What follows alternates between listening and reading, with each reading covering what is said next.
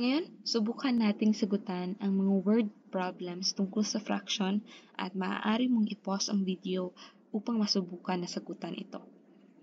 Una, in my Facebook post, there are 13 numbers of reactions, 10 of which are haha reactions. How can we express the number of haha reaction as fraction? Ano nga ba ang hinahanap sa problem?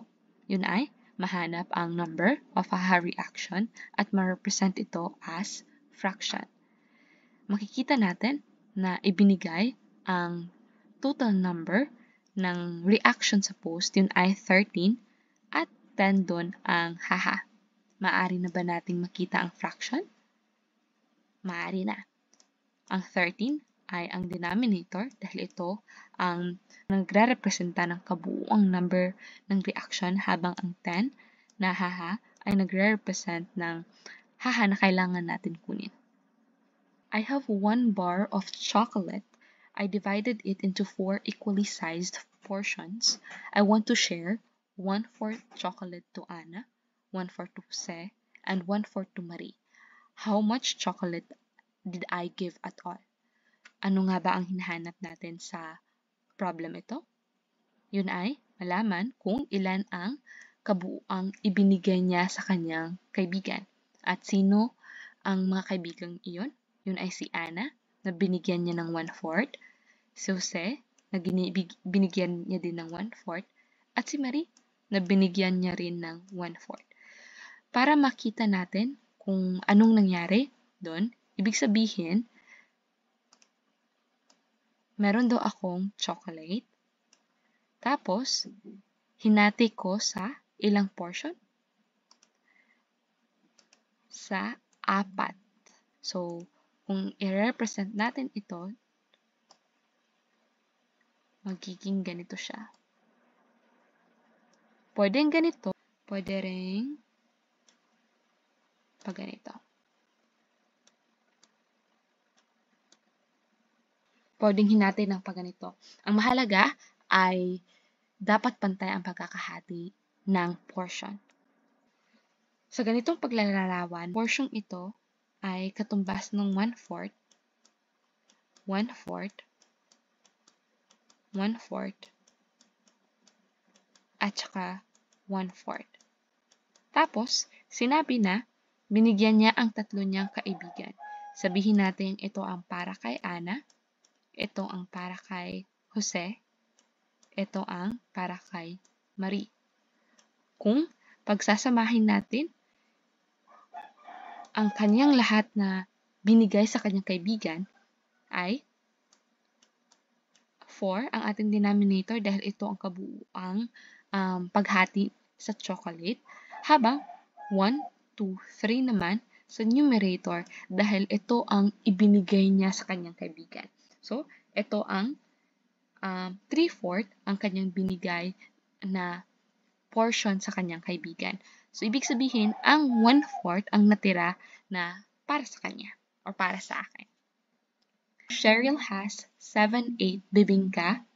She shared 1/4 with her sister. What part of bibingka was left? So, ang hinahanap ay ang parte ng bibingka na naiwan sa kanya matapos niyang ibigay itong 1/4 sa kanyang sister. So, sa paglalarawan natin dito, ito ang bibingka. Ilan kaya ang hati natin gagawin? Ang 4 or ang 8? Gagamitin natin ang 8 para mas madali natin mapakita ang ito.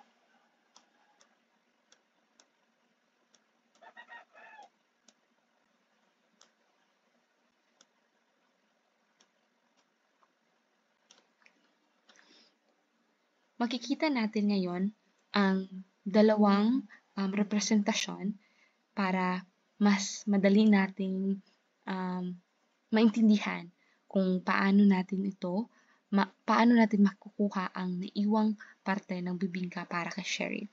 So, alam natin na 7/8 ang meron kay Cheryl bago pa niya binigyan ang kanyang kapatid. Kung ilalarawan natin ito, Ibig sabihin yan ay itong parte ay wala na at ito ang natira sa kanya. Tapos dito naman ay ang parte na ipapakita natin ang 1/4 na binigay niya sa kanyang sister. Alam natin na ito ay 1/4, ito rin ay 1/4, at ito rin ay 1/4, ito rin ay 1/4, correct?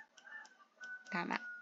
Kung atin itong ipapakita ang 1/4 na binigay ni Cheryl sa kanyang kapatid, itong bahaging ito ang kanyang binigay.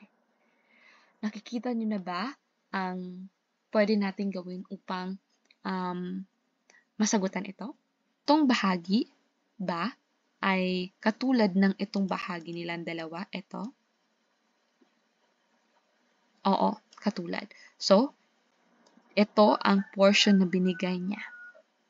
Ginamit lang natin ito upang mas madali nating maisalarawan ang portion na binigay sa kanyang kapatid. Dito, makikita natin kung ilan or kung anong parte ang naiwan kay Cheryl. Magbilang tayo, ilang kabuuang parte nga ang nasa bibingka?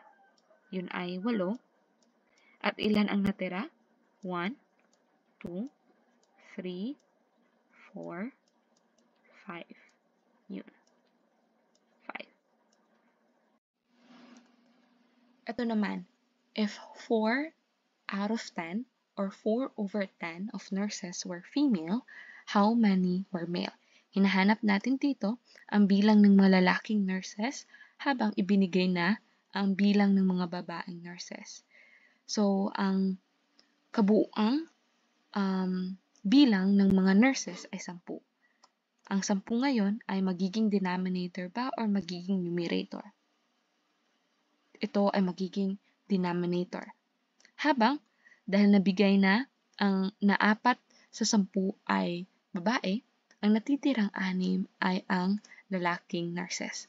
So, ito ang sagot o pwede pa natin itong mas-simplify gamit ang kanilang greatest common factor. Makukuha natin ang kanilang greatest common factor sa paglilista. Ano dapat ang hanapin natin sa paglilistang ito? Mahanap natin ang magkakaparehong number nilang dalawa na pwedeng ma-divide sa kanilang dalawa. So, sa 6, alam natin na si 6 ay makukuha natin sa 1 times 6, 2 times 3, habang si 10 naman ay 1 times 10, at saka si 2 times 5. At ang nag-iisang kapareho nila ngayon ay si 2. Kung kaya't, pwede natin itong ma-divide sa number 2 sa kanilang greatest common factor. Si number 2, ito yung tinatawag na greatest common factor nila.